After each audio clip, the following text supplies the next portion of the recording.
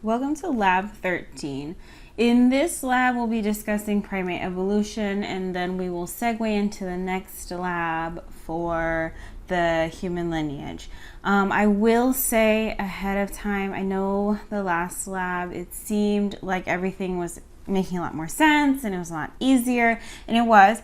But I don't want to be the bearer of bad news, but this lab 13 specifically, is a little bit more complicated than our previous labs. So just bear with me. I'll explain why it is a little bit more complicated, and then I will take us through everything you need to know about primate evolution. So the reason why lab 13 is a little bit more complicated is because, and why the previous labs were a little bit easier, is because in the previous labs, we have an understanding, we have an idea of what these primates look like. So when I'm telling you about a colobus monkey, or I am talking about a capuchin monkey or a gorilla ape and orangutan, so you have a mental image, or you can look up an image and then you'll have that mental image. And it makes it easier for us to remember some of this information. When it comes to primate evolution, we are mainly talking about archaic primates that are extinct. So in that case, we don't have a mental image of what they look like. So it makes this chapter a little bit more difficult than the previous chapters. I don't want it to seem like every time you feel like this chapter is starting to make sense and this material is starting to make sense, I bring a chapter that doesn't make sense anymore. I do apologize if it feels that way, but it's just the natural progression of where this course goes. So we've learned about primates, so we have to now learn about how they evolved, and then how did the human lineage evolve, and what makes us human. So those kinds of things. It's just the natural progression of this class. But bear with me. This, again, it's not information overload. I'm not going to try. I don't want to give you information overload on this chapter. I'm going to try and keep it to the bare minimum of what you need to know. That said, there is a lot of material. So one thing I will say is when I go through, just like I did when we were doing the taxonomy of the primates, when I go through and I am telling you, okay, this, this species gave rise to this species, whether it's like your Tarsiers or it's believed that they gave rise to the Cercopithecines or whatever it is, just make those connections known, because that will probably help you at least visualize them better. I do ask some questions. Again, it'll be like the last quiz, where it's like, okay, I lived this many years ago, I have these features, this and this and that, what am I, and you'll be like Victoriapithecus or Gigantopithecus or Oreopithecus, one of those three. And there's more that we talk about, Plesiodapus, and so it's going to be those kinds of questions. You're going to have a handful of those. Just try and remember what differentiates some of these species out from the others. So that said, let's jump into Lab 13, where we will discuss primate evolution. So the first thing we have to talk about is what is a fossil, and we're going to circle back to this idea of fossil and excavation at the end of this lab. But the first thing is, what is a fossil? And if you're familiar with fossils, we know that fossils are rock-like, right? They look like rocks. If you've ever, stumbled across a fossil and you've seen one like in your hand, or a fragment, I've physically only had a fragment of a fossil in my hands before, and it looks like an ordinary rock. So they're rock-like traces or remains of an organism. And so what makes fossils special is that they are the remains of an organism that have fossilized. So in some cases, fossils are preserved impressions left by organisms, things like footprints or tracks.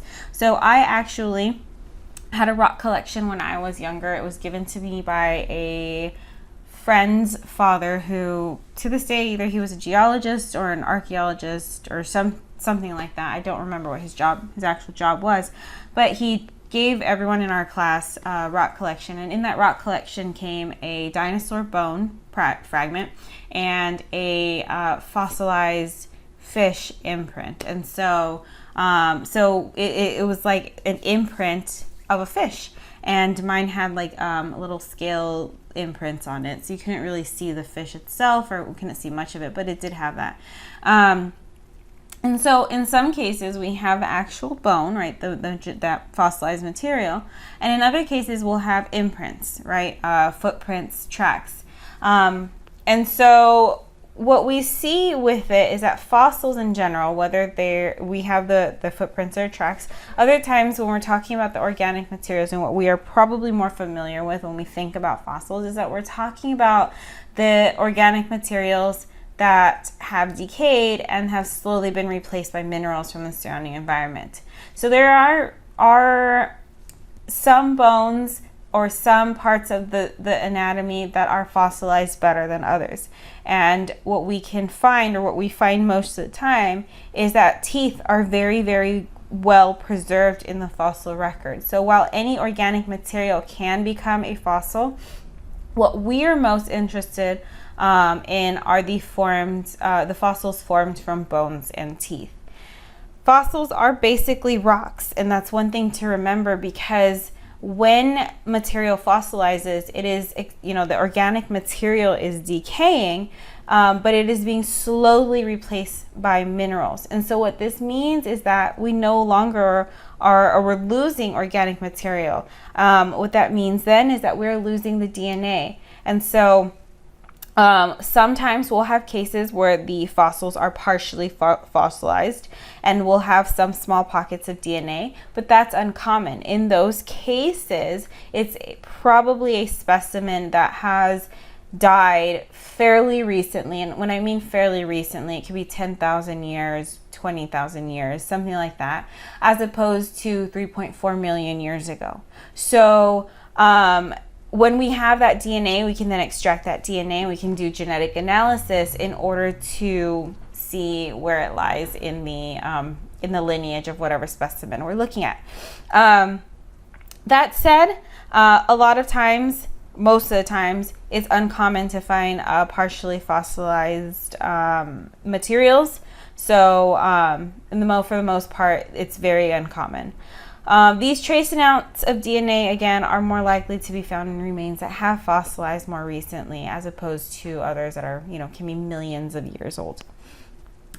So this is the kind of timeline of how a fossil is created. So here we can see here at the top that a hominin will collapse and they died somewhere on shore. After the soft tissue remains of the hominin decay, you only have your skeleton left. And I just want you to make note that here we have the hominin and we have foot imprints of it. So this is just kind of showing you both.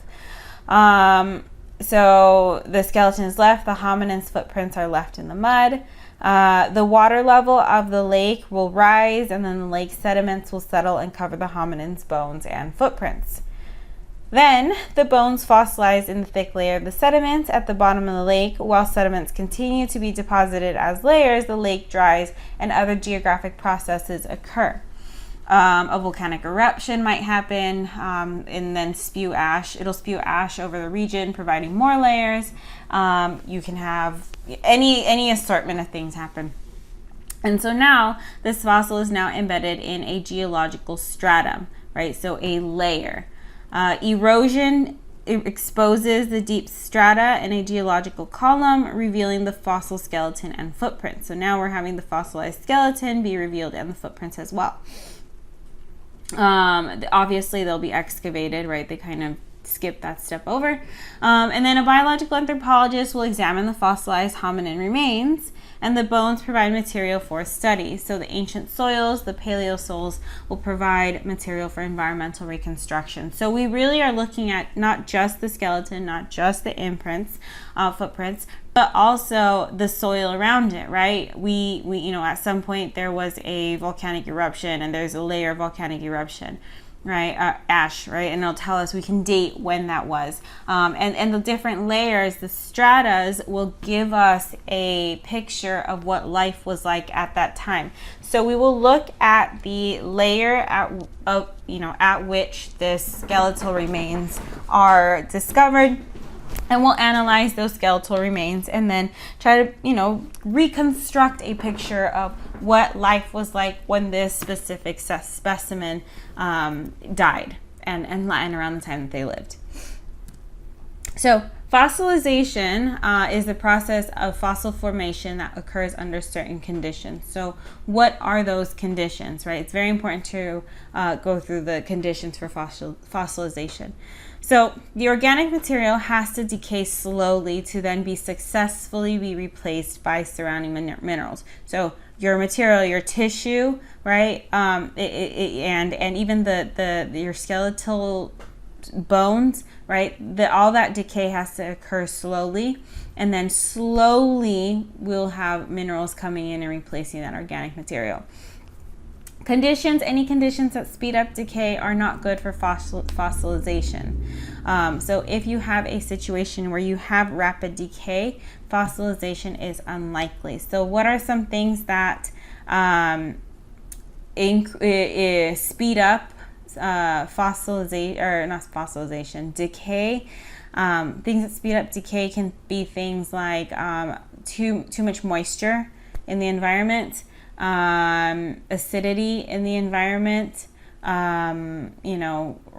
anything like that. You might have, it might deter fossilization. So too quick of a decay, fossilization is unlikely. At the same time, soil and geological conditions are big factors for this fossilization process. So again, if your surrounding soil is too acidic or has too much groundwater, organic material will dissolve too quickly for fossilization to take place. If there's too much geological pressure or activity, so earthquakes, just plates pushing against each other, so too much pressure, the bones in the teeth may be deformed so that the fossils greatly distorted or not formed at all. So you can have, say, fossilization occur and then geological activity happens and it, ruins those fossils or deforms the fossils. So that's likely as well. There are several key biases in the fossil record that we always have to take into account as well. One of those biases is that the distribution of fossils is not uniform across time and space, right? So around the world at any given time, the environment is different. And the different environments that are happening around the world at any given time might not be conducive to the fossilization of specimens at that time. So what that does is it causes these large gaps in the fossil record. And so it might seem that there's areas where we never, ever find any fossils. And it's not that nothing has ever lived there and nothing has ever died there. All it is that this land, this area was not conducive to fossilization. So it is highly unlikely then to find fossils in these areas. So, having environments that are not conducive to fossilization can cause big gaps in the fossil record. Similarly, even in time periods where we have extensive fossil data from one area, we might not have any fossil data from a nearby area. So there's a lot of reasons why this can happen. But what it does is that this is one of the key biases to keep in mind, right? At any given time on Earth, there are certain areas that are more conducive to fossilization, and others that are less conducive. So there's a gap in the fossil record because of that. The issue of fossil distribution is further complicated by continental drift. So in the past, all of the land on Earth was concentrated into one very large landmass, what we call Pangea. Pangea then broke apart into separate pieces, the different continents that we know of now. I mean, not exactly, right? They broke apart a little differently and then they reformed into the continents that we know. So that process is known as continental drift. And so continental drift is a process that is happening today, right? The continents are moving, right? They're moving around, slowly. We don't feel it, but they are moving. As the continental plates drift, the movement causes earthquakes and other geological events. So at different times in the past, the continents we know today were in very different places. These former locations, along with larger variations in the climate, allowed for very different primate distributions in the past than we see today, right? So we are going to talk about one that is, was here in North America. But when we talk about North America now, there are no primates that live in North America. We do have primates in Central and South America, but we don't have any in North America. Whereas the fossil record shows that there were primates that did exist in North America at some point. So this is a look at continental drift, right? We have Pangea at the top with the early Jurassic. Late Jurassic, we have most of our continents are forms. They're just not where they usually, or what we're used to, right? So late Jurassic here, and then late Cretaceous, again, it's a little bit, they're formed, they're separated, kind of what we're used to, but again, India is way down here. It hasn't crashed into the Asian subcontinent. The Indian subcontinent hasn't crashed into Asia yet. So late Cretaceous. So this is just a quick look at continental drift. It's not a comprehensive look at all. So in addition, right, so aside from the fact that there are certain areas that are more conducive to fossilization, and aside from the fact that the continents were not in the same places that they are today, we also have to take into account the fact that even if fossils are formed, they're not necessarily well preserved. So fossilization, an environment might be conducive to fossilization, but the environment over time is not good for the preservation of it. So they're not well preserved. Later geological activity, things like earthquakes, might shift and destroy the fossil record. However, geological events that occurred after fossilization could help paleoanthropologists today. So we can learn a little bit about ourselves and the history on Earth through these geological events. A lot of times earthquakes might happen, or you'll have continental drift, even that happening, and it'll bring up these deeper layers from these deeper strata. It'll bring it up, and so we can then, we're constantly discovering new finds because of geological activity that is bringing up these deeper layers. Or it could even open up areas where we couldn't access before. So there's a lot of stuff. It could deform it, right? It could not preserve it very well, but it can also help us understand the fossil record. And then the last thing that we consider that creates a bias in the fossil record is that we as researchers are biased. We bias that fossil record. And so I'll ask it to you this way.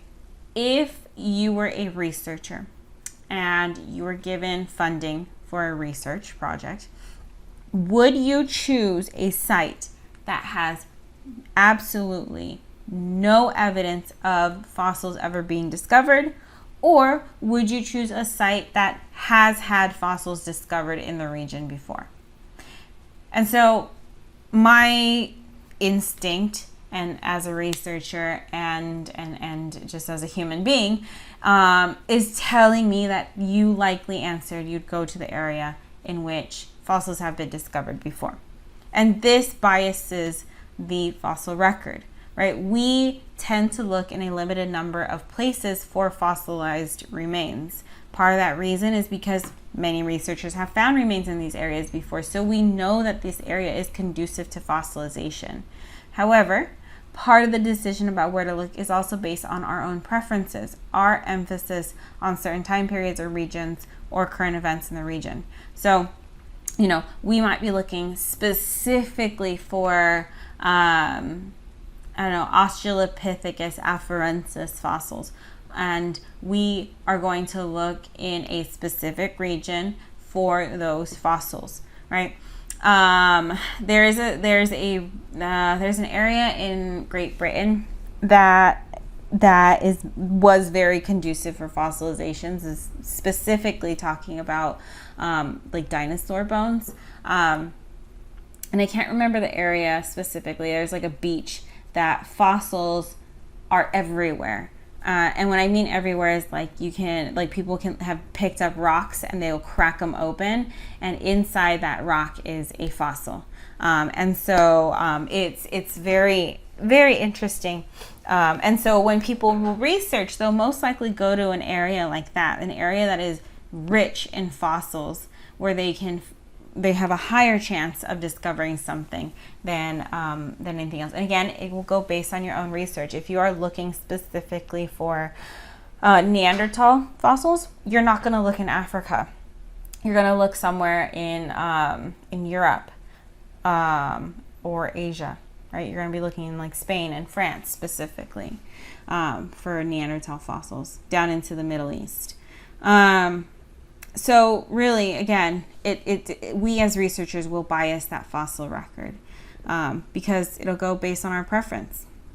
Furthermore, another thing that happens is a researcher might be forced to abandon or avoid research in certain areas because of local political conflict or war. So a lot of times, in a lot of areas, there is local conflict, there is war that goes on, and we as researchers cannot safely go into these areas to conduct our research.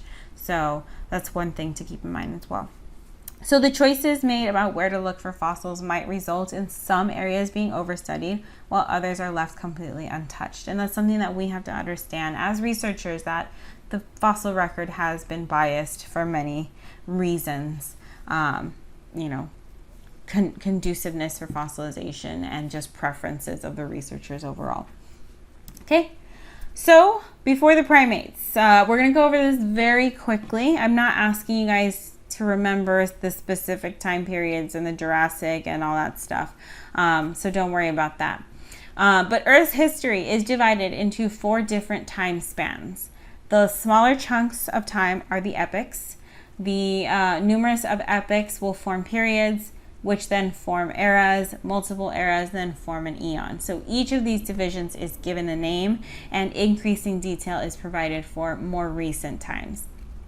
So this time scale is used by geologists, biological anthropologists, other scientists to help organize the history of the Earth and its living creatures. So it's a universal time scale. Although numerous plants, fish, insects, and amphibians flourish in the Paleozoic, the Mesozoic is the more famous era in Earth's history. The Mesozoic is often referred to as the age of the reptiles. So the Mesozoic is known for the proliferation of reptiles such as dinosaurs. So that is what we are thinking of when we think about fossils, kind of. For the most part, most people, you think fossils, you think dinosaurs, you're thinking about the Mesozoic. During the Mesozoic, though, we also see the very, very first mammals appear, and this appears around 220 million years ago. So very, very, very long time ago. These mammals were small, they were very rodent-like, and usually were nocturnal. As we know, a large asteroid crashed to Earth and altered the environmental conditions around 66 million years ago, which resulted in the extinction of many of Earth's animals, marking the end of the Mesozoic, thus starting the beginning of the Cenozoic. During the Cenozoic, the mammals thrived and proliferated. They moved into habitats that were vacated by the dinosaurs and other extinct animals, and then they quickly diversified into their new environments. The mammals were so successful that the Cenozoic, that the area is often called the Age of Mammals. During this time when mammals as a whole were rapidly diversifying, this is when we start seeing the first primates appear on Earth. So the first mammals arrived in the Mesozoic, and the first primates appeared in the Cenozoic. So kind of a very brief timeline, right? There's no dates even here, but you have all your periods of time here. I'm not really going to go through it, but like the Big Bang, the Hadean, Archean, Proterozoic, and they're named kind of based off of what was alive and proliferating at the time. The Cambrian, the Carboniferous, and so your plants, Triassic, Jurassic, Cretaceous, so dinosaurs, and then, your Eocene, Paleocene, Oligocene, Miocene, Pliocene, Pleistocene, and Holocene, right? So this is modern times, fairly modern. So primate evolution. Now we're going to talk about how primates have evolved over time, right? So we know that mammals appeared and then during the time of the reptiles, and then when they went extinct, they proliferated, and this is where primates appear. So there's a lot of debate about what the first primates were. So we're going to start with ones that are still debated, right? They're still debated, and then I'll go with this is for sure one of our first primates. So there's a lot of debate about what were the very first primates. So during the Paleocene epoch, a group of diverse primate-like mammals lived in North America, Europe, and Asia. So these mammals are called plesiadapiforms. These species were initially interpreted as the first primates because they share some features in common with primates, things like the generalized molar teeth. Your later plesiadapiforms often share additional traits like the long fingers, the short palms with our primates. Many researchers have pointed out that despite some similarities, the plesiadapiforms lack several important primate features. So a lot of them don't have the bony eye orbit structures, the nails, grasping hands and feet, or a large brain for their body size. All these characteristics we know as being characteristic of traits of primates. So in addition, then, plesiadapiforms such as the genus Plesiadapis have often had an elongated snout with specialized front teeth separated from their other teeth by a toothless gap. So they have some features, right, like the generalized molar teeth, but they're lacking a lot of those other important features that are indicative of the primates that we have today. So first one, again, really quick, is our plesiadapiforms. These are our debated ones, right? They lived in North America, Europe, Asia, had specialized molar teeth, or generalized molar teeth, but they lack other features. So now we get into our early lemurs and lorises. And so while plesiadapiforms were debated, right, now we have what we believe as leading into our early lemurs and lorises, right? So by the Eocene, 56 to 34 million years ago, we see numerous fossil species in North America and Europe that have clear defining primate features. So this is no longer a debate. These fossils are known as the adapiforms. They're generally small to medium in size, similar to our modern lemurs.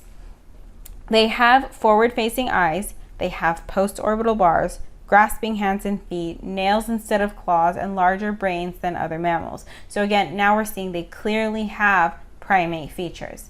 Some have large eyes that suggest nocturnal behavior. Most, though, have relatively small eyes, and they appear to have been diurnal. The postcranial traits, so traits below the head, indicate likely arboreal locomotion, such as climbing and leaping, which is in line with our lemurs and lorises. And many researchers believe that the adapiforms are related to the living lemurs and lorises, but they do lack some key lemur and loris traits, things like the dental comb. So the relationship between the adapiforms and our lemurs and lorises is still quite unclear. Next, we go into our early tarsiers, right? These are our amomioids, right? They appeared during the Eocene, 56 to 34 million years ago, along with our adapiforms, and they were throughout North America and Eurasia. Similar to our adapiforms, the amomioids are definite primates. They have forward-facing eyes, post-orbital bars, grasping hands and feet, nails instead of claws, and large brains. However, the amomioids have shorter snouts and smaller bodies. They tend to have very large eyes, which indicates nocturnal behavior, and then they have some postcranial indicators for leaping form of locomotion. They do lack some key traits that we see in our modern lorises, like our dental comb, or our modern tarsiers, like the special leaping, the special leaping adaptation in their skeletal system. So, it's like a mix of traits, essentially. So that's our amomioids. Then we have our early anthropoids. So it's unclear whether the anthropoids evolved from the adapiforms, amomioids, or another primate group entirely that we don't know of yet. What we do know is that near the end of the Eocene, we start to see primates with true anthropoid traits. So during the end of the Eocene and during the Oligocene, so 34 to 23 million years ago, we have numerous anthropoids emerging and that we have seen in the fossil record. Many of these anthropoid species can be found in the Fayum region of Egypt. Today, this area is a desert, but in the early Oligocene, it was a forested swampland and it was home to countless species of plants and animals, including numerous anthropoids. So the most well-known of these anthropoids is Egyptopithecus, with one known species of Egyptopithecus zeusis. This dated around 30 million years ago, and it has several anthropoid-like traits, such as that full bony enclosure of the orbit and a fused mandible. It also has numerous specifically catarrhine-like traits, so small body size similar to that of many living monkeys, and postcranial traits that suggest it was an arboreal quadruped. Its dental traits indicate a frugivorous diet, although it has a sagittal crest and a corresponding large large chewing muscles. The Egyptopithecus also appears to have been sexually dimorphic, possibly indicating then some kind of polygynous social structure. Because if you remember back to the last lab, right, sexual dimorphism is indicative of some kind of polygynous social structures. So now we get our early New World monkeys. So while our catarrhines probably evolved from Egyptopithecus or something similar in the Old World, the evolution of the New World primate lineage is less clear. So the oldest known American primate, South American primate, is called Brachycella. Found in Bolivia, dating to around 26 million years ago, and it shares several dental traits with the living New World monkeys. So we have a presence of 3 premolars in each mouth quadrant. Its teeth also indicate a frugivorous or a folivorous diet. And Brachycella is certainly the earliest known platyrine to date, but numerous Miocene New World monkeys have been discovered as well. So just kind of the only noteworthy, not only, but a noteworthy one for the early New World monkeys is Brachycella. Unfortunately, the New World monkey fossil record is very challenging to interpret.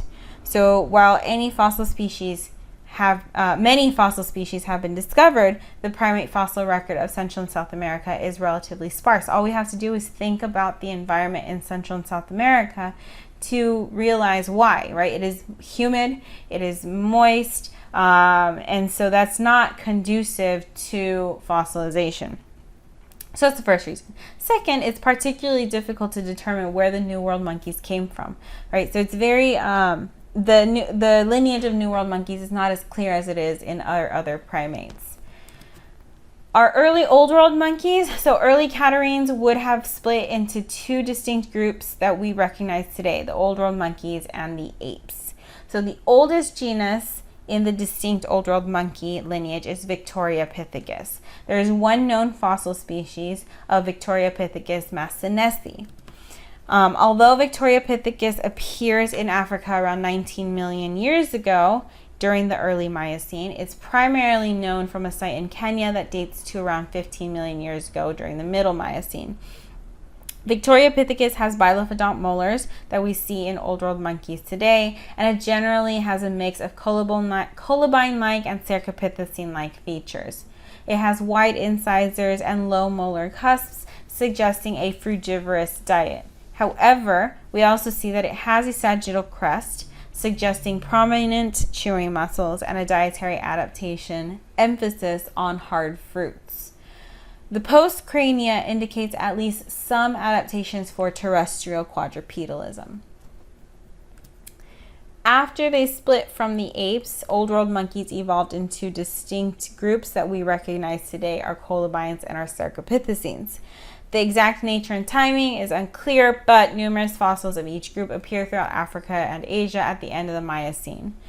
Early on, these fossils have an unusual mix of traits, such as the colobine-like folivory adaptations paired with a more cercopithecine-like terrestrial lifestyle. With the Pleistocene, the fossil species became more similar to the distinct Old World monkey groups that we see today. So as time continued, they became more similar to the old world monkeys, the colobines, and the Strepsipithecine groups that we see today. So now we get into early apes. So similar to old world monkeys, the apes probably evolved from an early catarrhine such as Egyptopithecus. As they split from the old world monkeys, early apes would have likely evolved the ape-specific traits, things like the Y5 molars and the suspensory adaptations and the lack of a tail. Perhaps the best known early ape is the genus Proconsul. So Proconsul was found in Africa from 22 to 17 million years ago. It has dental traits that suggest a frugivorous diet, and its postcranial traits indicate that it was probably an arboreal quadruped. Although it is an early fossil that still shares many features with earlier Oligocene catarrhines, it has some important ape-like traits. It is tailless, has a large brain for its body size, and it has the Y5 molars. The exact relationship of Proconsul to living apes is unclear, but it is likely that living apes evolved from a common ancestor similar to Proconsul. By 13 million years ago, the apes had become a diverse group of species distributed throughout much of Europe and Asia. In contrast, the fossil record for this time is limited. So the gap in the African fossil record probably exists because the apes were living in areas that were not conducive to fossilization. So there were many different species throughout the area, but the fossil record is limited for us to be concrete about that. Among European apes, we find the genus Dryopithecus. Apes of the genus lived around 12 to 8 million years ago and had ape-like canines and Y5 molars. Both the brain and the body size were comparable to that of a modern chimpanzee, and they may have had some adaptations for suspensory locomotion, such as the long arms. Then around 8 to 7 million years ago in Europe, we also find the genus Oreopithecus. I absolutely love the fact that it's called Oreopithecus, just because I like Oreos. This fossil ape was closely related to similar forms that lived a little earlier in Africa. Oreopithecus had teeth with tall cusps for folivory and a medium body size. Oreopithecus also had long mobile arms that were suited for suspensory locomotion. Both Dryopithecus and Oreopithecus are related to living apes, but neither of them appears to be in direct lineage of a particular modern ape species. Around the same time in Asia, we also find numerous ape species. There is the genus Ceratopithecus that lived in Thailand around 9 to 6 million years ago. Ceratopithecus had broad incisors and other dental traits, which indicates a frugivorous diet and a close relationship to modern orangutans. At 8 million years ago, we also find the largest primates that ever lived. Some of these huge primates are estimated to have weighed as much as 300 kilograms or 600 pounds and have been classified then to the genus Gigantopithecus. Gigantopithecus had a thick enamel on its teeth, similar to many other fossil apes. And then we have, so it also had very large molars and mandibles, suggesting a diet that required a lot of chewing. Some research suggests that Gigantopithecus may have eaten a lot of bamboo. And what I find most interesting about Gigantopithecus is that it lived in parts of Asia until as recently as 100,000 years ago. So what that means is if it lived in Asia until about as recently as 100,000 years ago, then it lived side by side with Homo erectus, which is an early member of our own genus. So while Ceratopithecus is probably a close living relative of living orangutans, Gigantopithecus is a more distant relative of the living great apes with several unique specializations. And then here's a picture of Gigantopithecus. Based on this image and the fact that they live kind of around the time of Homo erectus, I like to believe that this is where the Bigfoot myths came from. That's just me, though it's not 100% true, but I like to think that that's where it came from. Solely based on this artist's rendering of what Gigantopithecus looked like. So now we're coming full circle, right? Coming back to fossils, right? So that's the primate lineage, so primate evolution overall. But one thing that you have to know when we're talking about fossils is how do we date them? how do we obtain an estimate of when these fossils, this soil is coming from? Like, how old is this? So the fossil record is difficult to interpret, but and we are somewhat aided by being able to place fossils in their temporal context. And we do this and we obtain good estimates of the time intervals when fossil species were alive. So we can better then understand their likely relationship with evolutionary histories. So when we're dating the fossil record, there are two types of dating. We have relative dating and we have chronometric dating.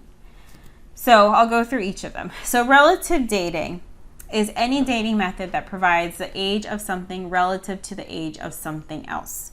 So, for example, you would say that the American Civil War happened before or is older than World War II. Or you would say that the Great Pyramid of Giza is older than the Empire State Building, right? So that's relative dating. So usually this is based on the law of superposition. The law of superposition is a law that states that materials from lower geological layers must be older than materials from higher geological layers.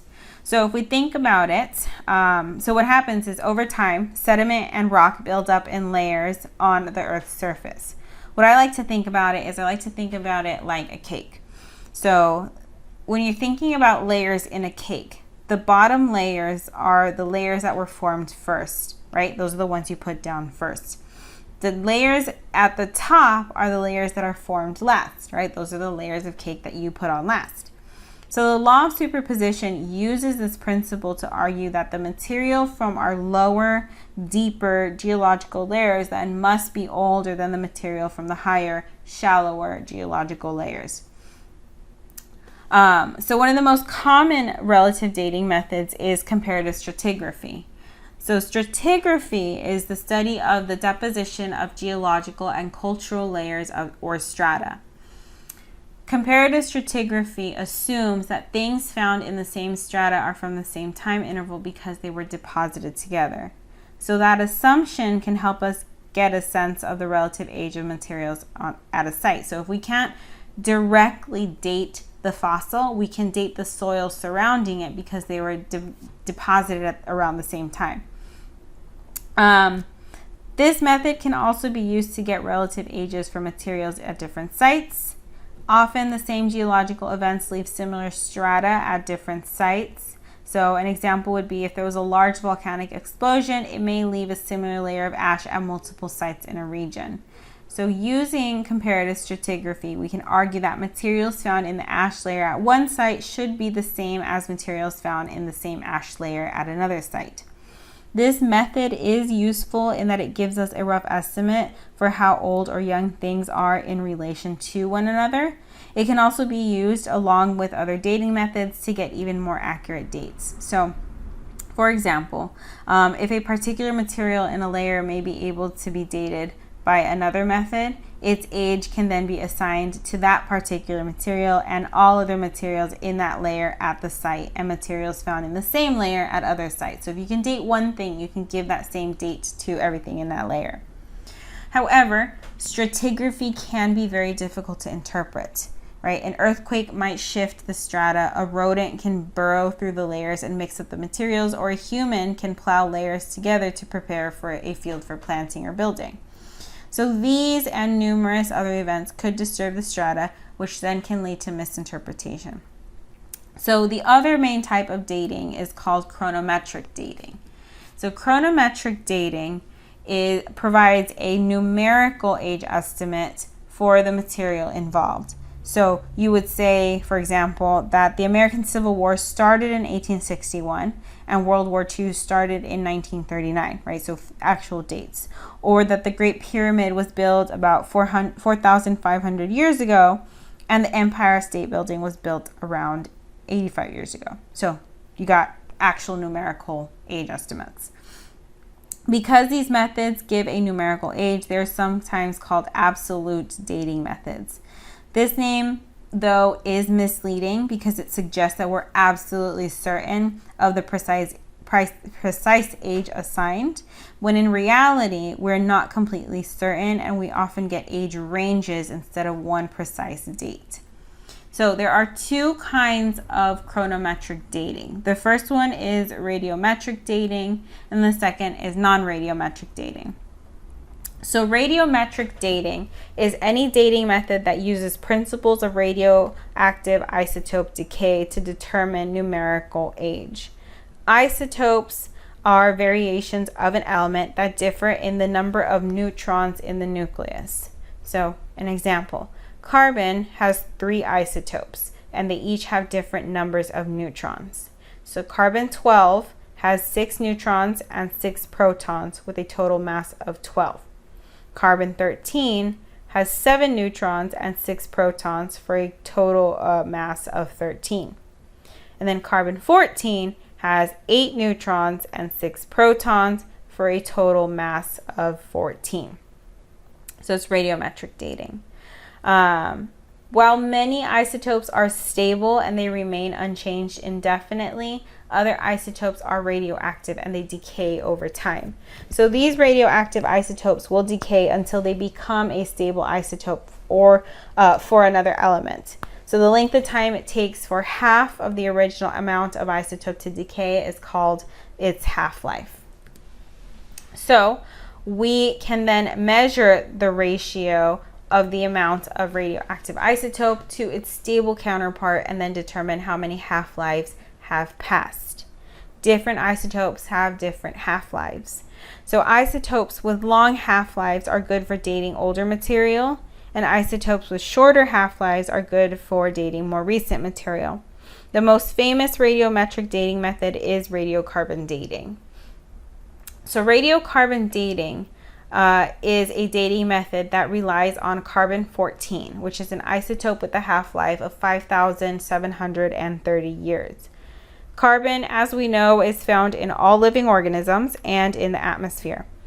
So when an organism is alive, the ratio of radioactive carbon, which is carbon-14, to stable carbon, which is carbon-12, is constant. When an organism dies, that carbon-14 will start to decay to nitrogen-14.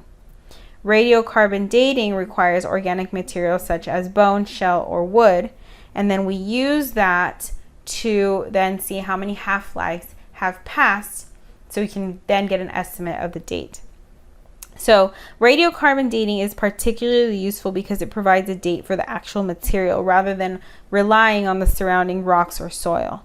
It also tells us when the organism died as opposed to when the surrounding geological layer was formed, right? So if you think back to the example at the beginning of how fossils are formed, right? That specimen could have been lying on the shore of that lake, we'll say lake, for, a long time before that layer of sediment was deposited, right? So radiocarbon dating is helpful for that. However, the half-life for radiocarbon decay is 5,730 years. Therefore, the radiocarbon method is well suited for any recent material from between 2 and 50,000 years ago, right? So that's important to remember, right? The dates, what is good for what. So radiocarbon dating is only good for material that are of an organism that has died anywhere between 2 to 50,000 years ago. Then we have potassium-argon dating. And so potassium-argon dating is a radiometric dating method that relies on radioactive potassium isotopes with a half-life of about 1.3 billion years. So potassium-argon dating measures the decay of potassium-40 to argon-40 in volcanic rocks. So the half-life for this decay is very long. Again, it's 1.3 billion years. So this means that it's not really good for any material that's less than 200,000 years old. But it can be used for anything that is older than this, even from material that goes as far back as the formation of Earth, which is about 4.5 billion years ago. Potassium-argon dating gives an age for volcanic rocks, which is useful because many of the strata associated with primate evolution contain volcanic rocks. However, potassium-argon dating does not give an age for the actual fossil material, right? It's only looking at the volcanic rocks. So then we have argon-argon dating. And so argon-argon dating is a radiometric dating method that relies on the ratio of 2 argon isotopes. This is used for material from similar time periods as in our potassium-argon dating. In argon-argon dating, the sample is irradiated to convert the potassium-39 in the sample to argon-39. And the ratio of the 2 argon isotopes, argon-39 and argon-40, are then measured. This method, again, has a similar date range to that of potassium-argon dating, and it can be run on a much smaller volcanic rock sample. So that's the benefit of argon-argon dating as opposed to potassium-argon dating, is you can have a much smaller sample and you can run it on that as opposed to needing a larger sample for potassium-argon dating.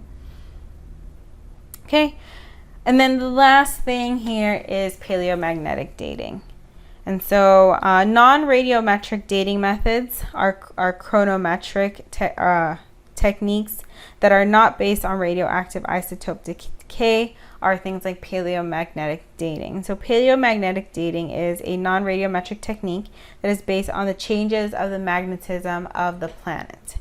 So throughout Earth's history, the magnetic poles have shifted back and forth, with magnetic north becoming magnetic south and vice versa. When rocks are formed, their metal particles arrange themselves in relation to the direction of the Earth's magnetic field at the time. If we examine the rocks from a geological layer, we can then determine that where the polarity was at that time. The dates of these shifts, right, between the polarity have been documented using other methods, things like potassium-argon dating. So we can determine that the time interval during which the rock was likely formed. This is useful for material about 750,000 to 200 million years ago. So paleomagnetic dating is useful for material that is quite old, although not in the billions. This method can be used to date the rocks from a site, but it cannot be used to directly date the actual fossil remains. Each method has its own advantages and disadvantages, and we have to look at the material that we have on hand and that we wish to date to then determine what method we really want to use. So in the lab, it's going to tell you, like, it is going to give you a scenario, and it's going to ask you which dating method is best for this specimen, right? And some of it might be really, really old, so you're going to want to say potassium argon or argon argon dating, right? So just really look at the dates that they give you and then correlate that with the dates that I've gone through and told you what they're good for, because that will tell you what's the best dating method for the fossil that the hypothetical fossil that they're giving you. All right, so that's the end of this lab. The next lab, we are going to start looking at how we identify the human lineage as a whole, right? So we're moving on from primates, or monkeys and apes, primates, and we're going to start talking about how we identify who is a part of the human lineage. And we're going to start discussing some of the very early members, like our Ardipithecus. All right.